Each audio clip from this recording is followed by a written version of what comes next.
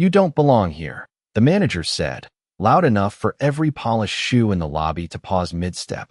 And the words hung in the air like a verdict no one questioned as the soft hum of the chandelier lights flickered across marble floors that had never known dirt, not like the kind clinging to the worn cuffs of Isaiah Brooks' coat as he stood just inside the revolving doors, rainwater still tracing thin lines down his face. His shoulders slightly hunched not from shame, but from the weight of being seen and dismissed at the same time. A presence acknowledged only to be rejected. And for a moment the entire lobby seemed to breathe around him without including him.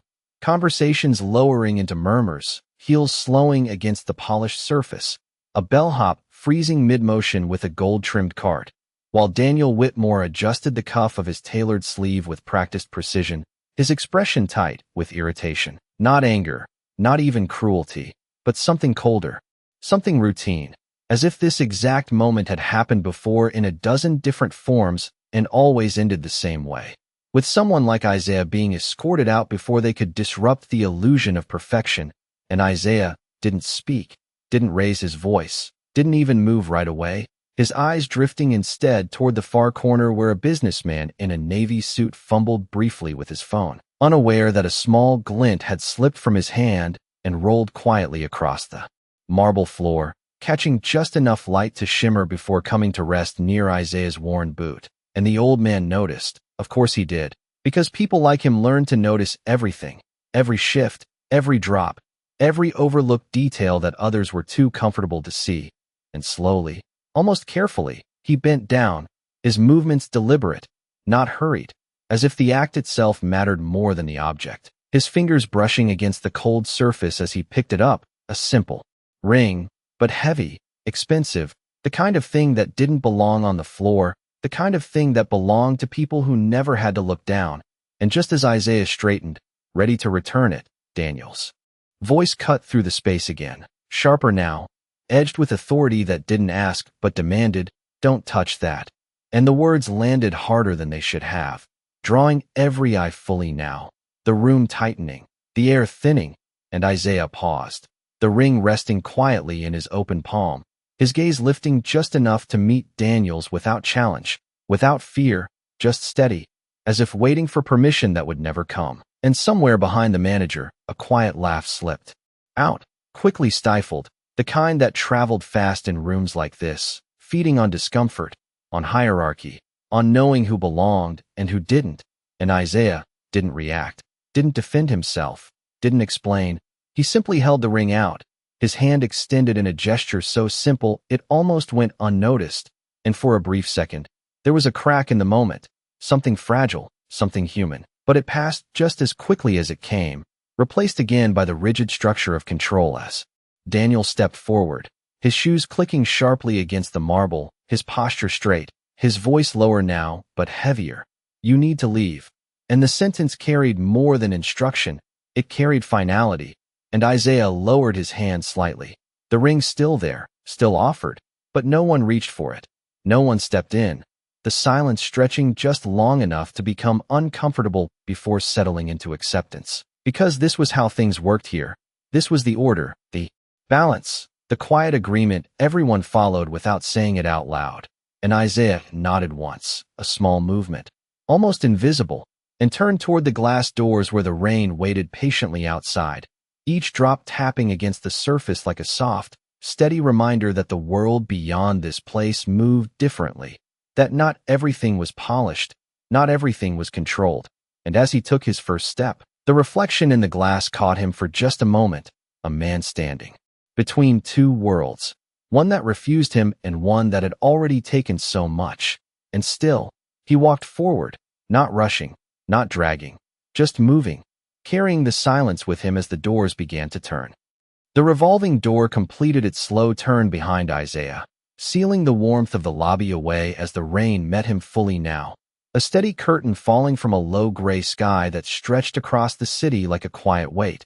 And for a moment he stood just outside the entrance, not stepping forward, not looking back, simply existing in that narrow strip between glass and street where the cold air carried the scent of wet concrete and passing traffic. And the ring was still in his hand, small, precise, catching what little light filtered through the clouds, and he looked at it briefly before closing his fingers around it, not with ownership but with intention, as if the object itself had become a responsibility he could not ignore.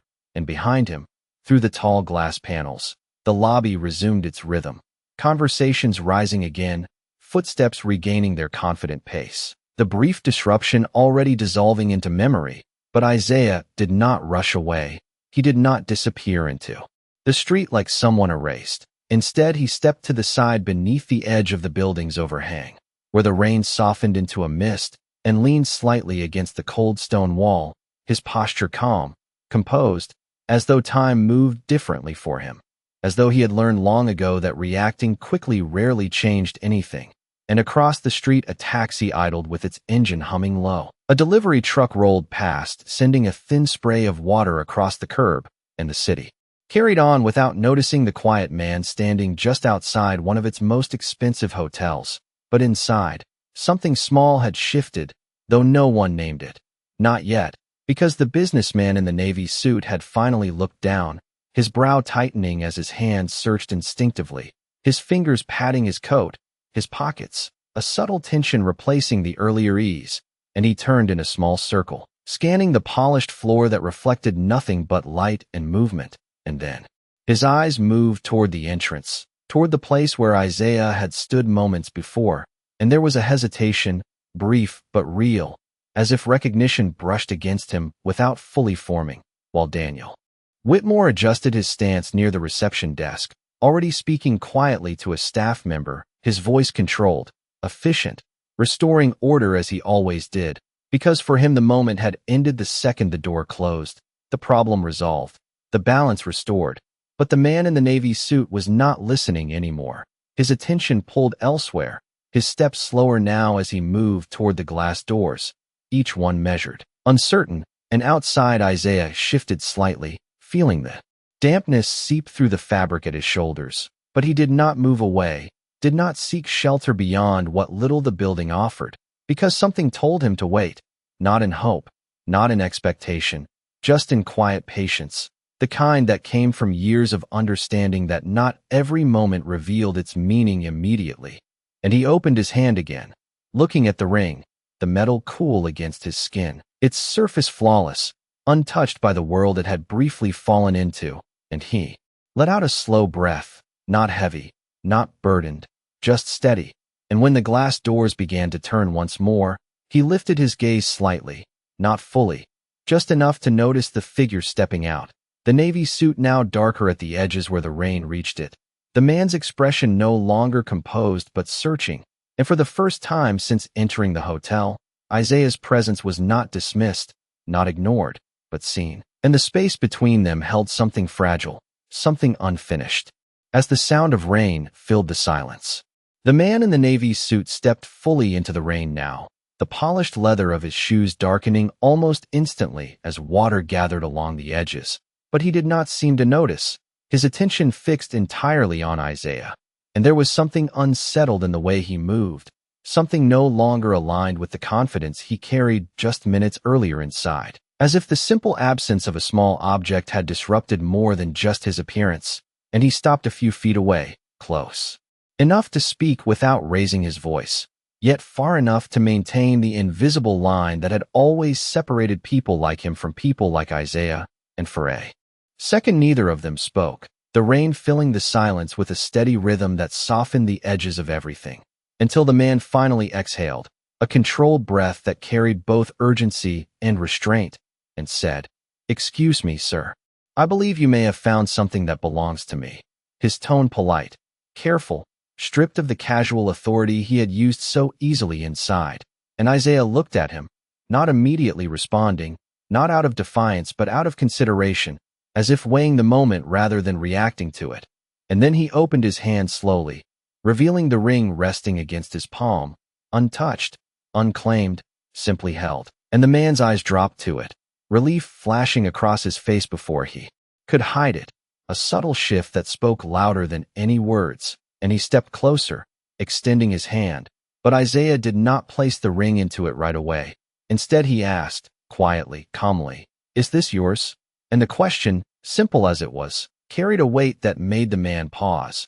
Because it was not about ownership alone, it was about acknowledgement, about seeing what had been overlooked just moments before. And the man nodded, a slight movement, his voice softer now. Yes, it is. It was my father's. And the words lingered, personal, unexpected, and Isaiah studied him for a brief second longer before gently placing the ring into his hand. The exchange unhurried, deliberate, as if restoring something more than just a possession, and the man closed his fingers around it, holding it tightly, his shoulders relaxing just enough to reveal how much he had been holding in, and then he looked up again, meeting Isaiah's eyes fully this time, without hesitation, without looking past him, and said, "Thank you." And the words were genuine, not rehearsed, not automatic, but earned in a way that made them feel heavier, more grounded, and Isaiah gave a small nod. Nothing more, no expectation, no demand for recognition beyond what had already passed between them. And for a moment it seemed like that would be the end of it. A quiet exchange in the rain that would disappear into the flow of the city like everything else. But then the man hesitated. Again, his gaze shifting briefly toward the hotel entrance, where the glass doors reflected the movement inside, the controlled elegance, the carefully maintained order, and something in his expression tightened, not with anger but with realization, as if a connection had formed too late to be ignored. And he looked back at Isaiah, studying him now not as a stranger, not as an inconvenience, but as someone who had just done what others inside had failed to do.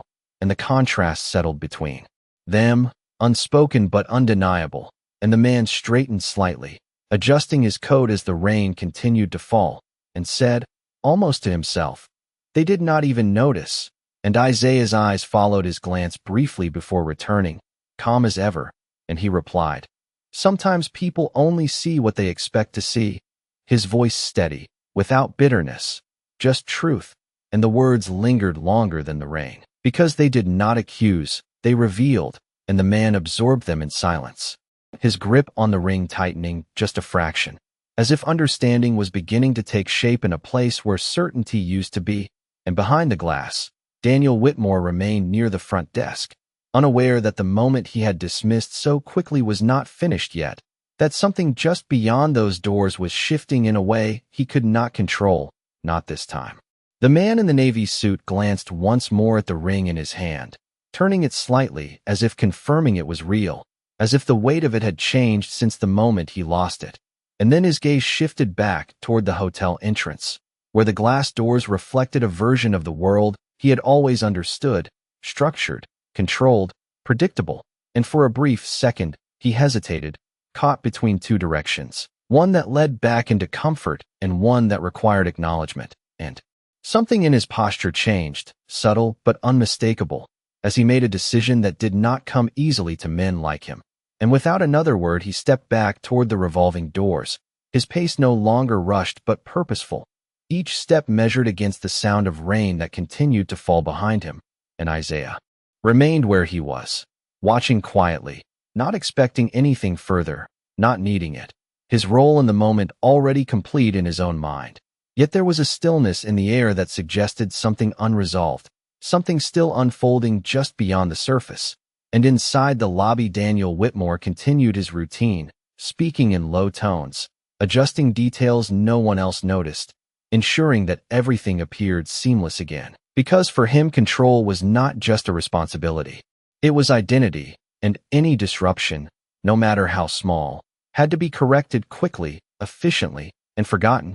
And he did not look toward the door when it began to turn, did not notice the shift in energy as the man in the navy suit re-entered, water trailing behind him in faint marks across the polished floor, a contrast that did not belong but was now impossible to ignore.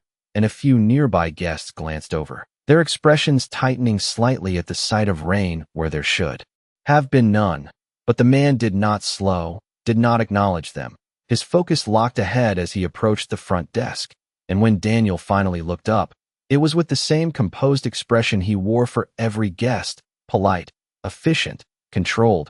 But something flickered when he recognized the man standing in front of him, a recognition that came with expectation, with assumption, and he began to speak. "Sir, I apologize for any inconvenience earlier. We strive to maintain." But the Sentence did not finish, because the man raised his hand slightly, not in aggression, not even in impatience, but in quiet interruption, and the gesture alone was enough to shift the tone, to create a pause that stretched just long enough to be felt, and Daniel adjusted his stance almost imperceptibly, his confidence intact, but now attentive in a different way, and the man placed the ring gently on the counter between them, not dropping it, not presenting it with emphasis, simply setting it down as if it carried its own meaning, and said, "You asked him to leave before you even saw what he was doing." His voice calm, steady, not raised, but firm in a way that did not invite dismissal, and Daniel's eyes moved to the ring, then back to the man,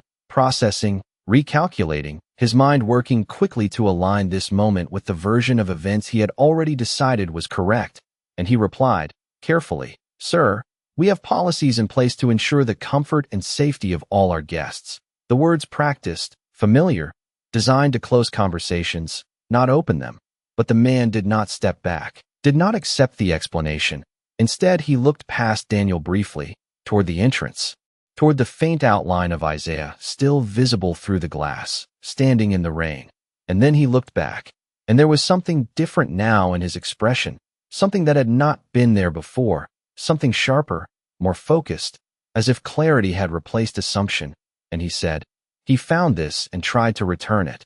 And the simplicity of the statement carried more weight than any accusation, because it was not framed as a complaint. It was presented as fact, undeniable, and Daniel's posture stiffened slightly, the smallest shift in his shoulders betraying the first crack in his certainty, and the surrounding space seemed to quiet again, conversations lowering just enough for the moment to take shape, for attention to gather without being called, and the man continued, his voice unchanged. "You saw him and decided what he was before you saw what he was doing." And this time the words did not pass through the room unnoticed. They settled, heavy, precise, leaving no space for immediate response. And Daniel's eyes flicked once more toward the door, toward the figure outside. And for the first time since the encounter began, he truly looked, not as a manager assessing a situation, but as a man reconsidering it, and the distance between inside and outside, between polished marble and wet concrete, between assumption and truth, suddenly felt much larger than it had moments ago.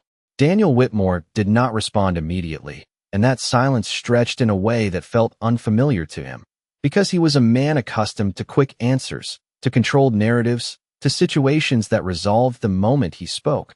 But now the words presented to him did not bend so easily. They lingered, pressing against the edges of his certainty, and he glanced again toward the glass doors, this time not as a reflex, but as a necessity, his eyes narrowing slightly as he focused on Isaiah, standing outside in the rain, still under the narrow shelter of the building's edge, still composed, still waiting for nothing, and the image did not align with the version of events Daniel had already accepted.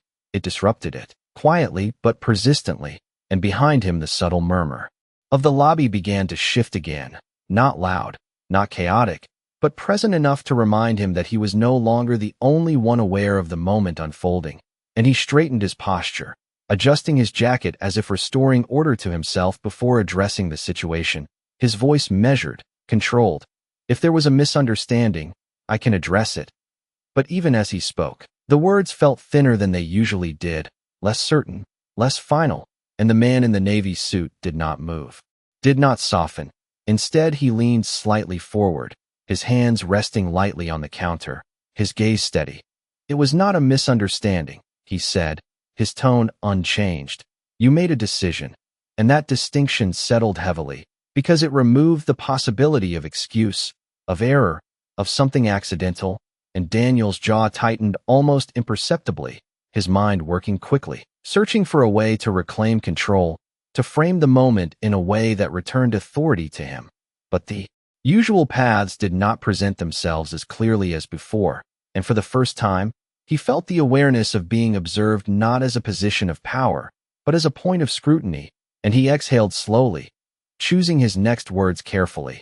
"Our responsibility is to maintain a certain standard for our guests," and the phrase sounded familiar, practiced, but now it echoed differently in the space, because the context had shifted, because the man across from him had already seen beyond it, and he responded without hesitation. And what standard did he fail to meet? The question direct, simple, and Daniel hesitated, just for a fraction of a second, but enough for the uncertainty to register, enough for the surrounding silence to deepen. And he looked again toward the door, toward Isaiah. And this time he noticed more, the stillness in the man's posture, the absence of agitation, the way he had not tried to force his way back inside, had not raised his voice, had not demanded anything. And that realization pressed against the assumptions Daniel had made earlier, pressing hard enough to create discomfort. And the man in the navy suit continued, his voice quieter now, but heavier. He did more for your guest than anyone inside did. And the truth of that statement settled into the space with a clarity that did not require emphasis. And Daniel's shoulders shifted slightly, the confidence that had defined him beginning to adjust into something more cautious, more aware. And he glanced at the ring again, still resting on the counter between them, its presence undeniable, its meaning now unavoidable. And the weight of the situation began to take form not as a confrontation, but as a reckoning, subtle, internal, yet impossible to ignore. And behind the glass, the rain continued to fall steadily, each drop tracing down the surface in slow lines that distorted the view just enough to make the outside seem distant. But Isaiah remained visible, unmoving, and that stillness carried more impact now than any reaction would have, because it showed patience, restraint, something that could not be dismissed as easily as before. And Daniel drew in a breath. Longer this time, his gaze lingering on the door before returning to the man in front of him. And for the first time since the encounter began, his voice shifted, not entirely losing its control, but softening just enough to reveal something beneath it, something closer to acknowledgement, though not yet fully formed. I will speak with him, he said, and the words were simple, but they marked a change, a movement away from dismissal toward recognition, however slight. And the man in the navy suit held his gaze for a moment longer, as if measuring the sincerity behind the statement, before giving a small nod, not approval, not forgiveness, but acceptance of the next step, and the distance between what had happened and what would happen next narrowed just slightly, enough for the moment to continue unfolding, enough for the outcome to remain unwritten. Daniel Whitmore did not move right away after speaking. And that hesitation settled into the air like a quiet admission that something within him had shifted, not completely, not comfortably, but enough to disrupt the certainty he had carried just minutes before, and the polished floor beneath his feet seemed to reflect more than light now. It reflected the weight of a moment he could no longer dismiss. And without another word, he stepped away from the desk, his shoes sounding softer than usual, against the marble as he walked toward the entrance, each step measured, deliberate, as if he were crossing more than just a physical distance. And the lobby followed him in silence, not openly, not obviously, but in the subtle way attention gathers when something unexpected begins to unfold. And as the glass doors turned once again, the sound of rain grew louder, fuller, filling the space that had been carefully controlled just moments before. And Daniel stepped outside, the cool air meeting him immediately, the dampness settling into the edges of his suit.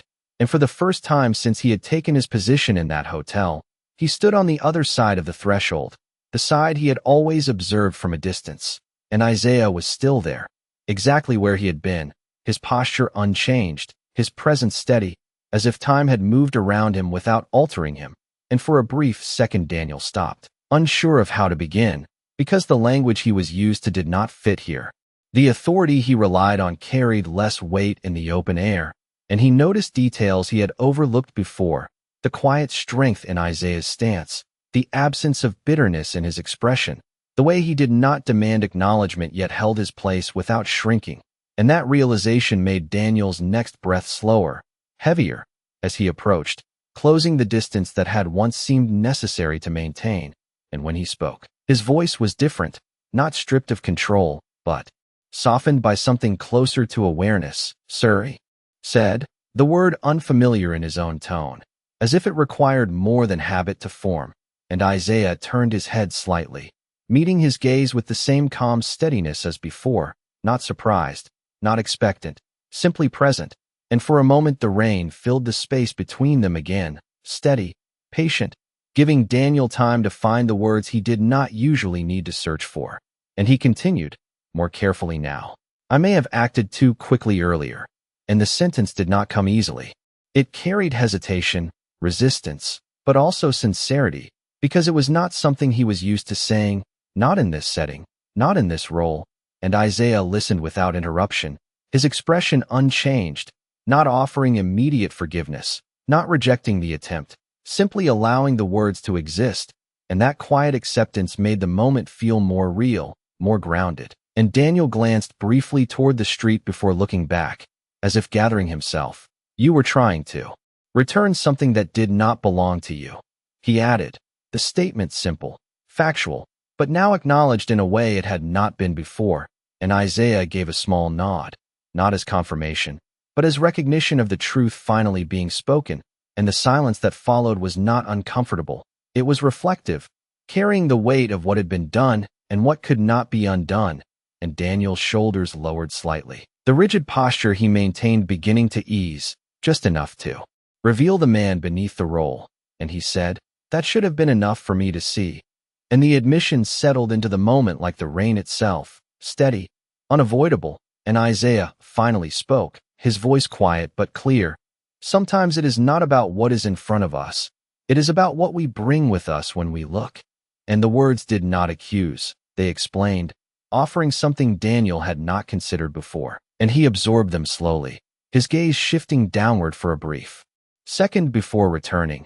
And in that small movement, there was understanding beginning to form, not complete, not resolved, but present, and the distance between them, once defined by assumption, now felt different, not erased, but altered, as if the line that separated them had been acknowledged for the first time, and neither man moved to close the moment quickly, because both understood, in their own way, that something had changed, something that would not simply fade when the rain stopped or when the doors closed again, and behind them, the hotel stood quiet, its glass reflecting the scene outside, no longer untouched by it, no longer separate from it, but part of it now in a way that could not be reversed. The rain continued to fall in a steady rhythm, soft but persistent, tracing quiet lines down the glass behind them as the city moved on without pause. And for a moment neither man spoke again, because the silence itself had become part of the conversation, carrying more meaning than words could easily replace. And Daniel Whitmore stood there, no longer framed by the authority of his position, no longer shielded by the polished interior of the hotel, but exposed to something simpler, something more difficult to navigate. And he looked at Isaiah not as a problem to solve or a situation to manage, but as a man he had misjudged. And that realization settled deeper with each passing second, shaping his next words before he even spoke them. And when he finally did, his voice held less distance than before. What is your name? He asked, not out of formality, not for a report, but for understanding. And Isaiah regarded him for a brief moment, as if deciding whether the question carried enough weight to answer. And then he said, Isaiah Brooks, his tone steady, grounded, as though the name itself carried history that did not need to be explained. And Daniel nodded slowly, repeating it once under his breath, as if committing it to memory in a way he had not done earlier. And something about saying it aloud shifted the space between them again, making it more personal, more real. And then another presence approached from behind, the sound of measured footsteps cutting through, the soft rhythm of rain, confident, composed. And when Daniel turned slightly, he saw the man in the navy suit stepping out once more, but this time there was no hesitation in his movement, no uncertainty in his posture, only clarity, and the air seemed to tighten again, not with tension, but with anticipation, because something in the way he carried himself suggested that the moment was about to change in a way no one inside could control. And he stopped beside Isaiah, not in front of him, not behind him, but beside him, aligning himself without explanation. And for a second he said nothing, his gaze moving between Daniel and Isaiah, measuring, confirming, and then he spoke, his voice calm but carrying a weight that reached beyond the immediate space. I have been looking for you, he said, directing the words to Isaiah, and there was something in the tone that did not fit the situation as it had been understood until now, something deeper, more personal, and Isaiah's expression shifted slightly, not with surprise, but with recognition that came from somewhere beneath the surface, as if a connection had just been brought into the open, and Daniel's posture stiffened. Again, not from authority this time, but from confusion, from the sudden realization that he did not fully understand what was unfolding in front of him. And the man in the navy suit continued, his voice steady. "I did not expect to find you like this." And the words carried a quiet complexity, hinting at history, at distance, at something that had existed long before this moment in the rain. And Isaiah held his gaze, his eyes calm, but now carrying something more, something reflective, and the space between them seemed to narrow in a way that was not physical but emotional, as if the past had stepped into the present without warning. And Daniel looked between them, the pieces beginning to shift in his mind, the assumptions he had made earlier unraveling in a way that left no room for denial. And the man in the navy suit finally turned his attention fully to him, his expression composed but no longer neutral, and said, with quiet certainty, "You should know who you asked to leave." And the statement landed with precision, not raised, not dramatic, but undeniable, and Daniel felt the weight of it immediately, the realization pressing against him as the truth began to take shape. And the man's next words followed without hesitation, clear, direct, and impossible to misinterpret. "That is my father." And the rain seemed to pause in that instant, or perhaps everything else did, because the meaning of those words moved through the space faster than any reaction could follow, reshaping everything that had come before it. And Daniel stood still, the world he had controlled moments ago now shifting beyond his grasp, as the distance between assumption and truth collapsed completely in front of him. The words did not echo, they settled, heavy and final, cutting through the steady rhythm of rain and the quiet hum of the city beyond. And Daniel Whitmore felt the shift immediately, not as a sudden shock, but as a slow, undeniable collapse of everything he had assumed, everything he had acted on just minutes before. And his gaze moved from the man in the navy suit to Isaiah, then back again, searching for something that might contradict what he had just heard. But there was nothing, no hesitation, no uncertainty, only the calm presence of a truth that had been there all along, waiting to be recognized. And for the first time since stepping outside, Daniel did not have words ready, did not have a response shaped by training or authority. He simply stood there, the rain dampening the edges of his composure as his mind worked to reconcile the image of the man he had dismissed with the reality now standing in front of him. And the distance between those two versions felt impossible to measure. And yet it was entirely his own creation, and the man beside Isaiah did not raise his voice, did not demand an apology, did not escalate the moment. Instead, he remained steady, his presence grounded in something deeper than status, something that did not need to be proven because it was already known. And he placed a hand lightly on Isaiah's shoulder, not as a gesture of display, but of connection, of quiet recognition that spoke more clearly than any introduction could have. And Isaiah did not react with surprise or pride. He simply accepted it, his posture unchanged, his expression calm, as if the acknowledgement did not elevate him, did not redefine him, but simply revealed what had always been true.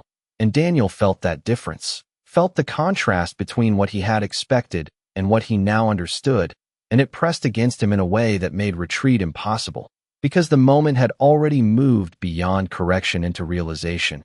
And he lowered his gaze briefly, not in submission, but in reflection, the weight of his earlier decisions settling fully now. And when he looked up again, his voice, when it came, was quieter than before, stripped of the certainty that had once defined it.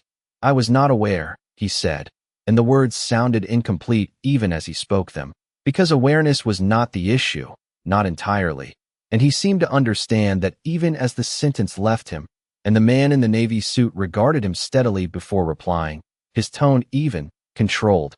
"That is not the point." And the clarity of that response left no space for misunderstanding, because it shifted the focus away from identity, away from status, and placed it directly on action, on choice, on what had been done when no one important was believed to be watching. And Daniel absorbed that, the truth of it settling deeper than anything else that had been said, because it could not be corrected by explanation, could not be softened by policy.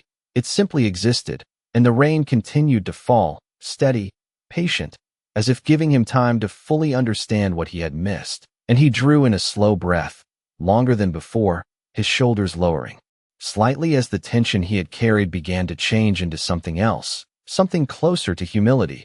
And he looked at Isaiah again, really looked this time, not at the surface, not at the circumstance, but at the man himself, and he said, carefully, "I treated you as if you did not belong." And the admission came without defense, without qualification, because anything added to it would have weakened its truth. And Isaiah met his gaze, his expression unchanged, not cold, not forgiving, simply present, allowing the words to exist without rushing to resolve them. And the man beside him remained still, his hand resting lightly on his father's shoulder, not pressing, not guiding, just there, a quiet reminder of the connection that had already reshaped the moment. And Daniel continued, his voice steady, but now carrying something more honest. "That was my mistake." And the words, simple as they were, marked a shift that could not be undone, because they acknowledged not just the situation, but the pattern behind it, the assumption that had led him there. And the space between the three men held that acknowledgement in silence, the kind that does not demand response, but invites reflection. And for a moment the world seemed to narrow to just that small stretch of wet pavement outside the hotel, where power had quietly changed direction, not through force, not through confrontation, but through the simple, undeniable presence of truth. The rain began to soften, not stopping, but easing into a quieter rhythm that blurred the edges of the streetlights and turned the pavement into a muted reflection of everything above it. And for a moment the three men stood there without speaking, the weight of what had been said settling into something deeper than confrontation, something closer to understanding. And Daniel Whitmore did not look away this time, did not retreat into the comfort of distance or authority. Instead, he remained where he was, allowing the silence to hold him in place, because leaving too quickly would have undone the meaning of what had just occurred. And Isaiah Brooks stood as he had from the beginning, steady, unshaken, not defined by the moment, but present within it, his coat still damp, his posture still calm, as if the rain itself had become part of him rather than something he resisted. And beside him, Nathan Brooks adjusted his stance slightly, his hand still resting lightly on his father's shoulder before slowly falling back to his side, not because the connection had lessened, but because it no longer needed to be shown. It had already been understood. And he glanced briefly toward the hotel, the glass doors reflecting the inside world that now felt different, not because the building had changed, but because the perspective had. And Daniel followed that glance, his eyes lingering on the entrance before returning to Isaiah. And there was a pause, a final moment where words could have been added, explanations offered, promises made. But none of that came, because the truth had already been spoken, and adding more would have only reduced its clarity. And instead Daniel gave a small nod, not formal, not rehearsed, but genuine in a way that did not rely on language. And Isaiah responded with the same quiet acknowledgement, nothing more, nothing less. And the exchange, simple as it was, carried a sense of completion that did not require agreement or resolution, only recognition. And Nathan reached into his coat and pulled out a folded umbrella, opening it with a soft click before holding it slightly above Isaiah, not shielding him completely, but offering what he could without forcing it. And Isaiah glanced at it briefly before stepping just enough beneath it to share the cover. The movement small, natural, and together they turned toward the street, not rushing, not lingering, simply moving forward. And Daniel remained where he was, watching them go, his figure framed by the glass behind him and the rain in front of him, standing in the space between what he had been and what he had just begun to understand. And as Isaiah and Nathan reached the curb, a dark sedan pulled up smoothly, its engine barely audible over the soft rain, and the driver stepped out to open the rear door. But Nathan did not enter right away. Instead, he looked once more at his father, and there was a quiet exchange between them that did not need words, something built from years, from distance, from reconnection. And Isaiah placed a hand briefly on Nathan's shoulder, a gesture as light as it was meaningful, before stepping into the car, and Nathan followed, the door closing with a muted sound that blended into the city's rhythm. And the vehicle pulled away slowly, its headlights cutting through the mist as it disappeared into the flow of traffic. And Daniel stood there for a moment longer, the rain now barely noticeable against his suit, his gaze fixed on the space where they had been, as if trying to hold on to something that could not be seen, only felt, and behind him the hotel doors turned again, inviting him back into the world he knew, but he did not move immediately, because something in him had changed, something quiet but permanent, and when he finally turned, his reflection in the glass looked the same as before, but he knew, even without saying it, that he was not, and the lobby inside remained polished, controlled, unchanged, yet the silence that followed him carried a different weight now, one that no longer belonged to the building, but to him, and to the moment that had passed through it, leaving behind something that would not fade when the rain stopped, because it had never been about the rain at all.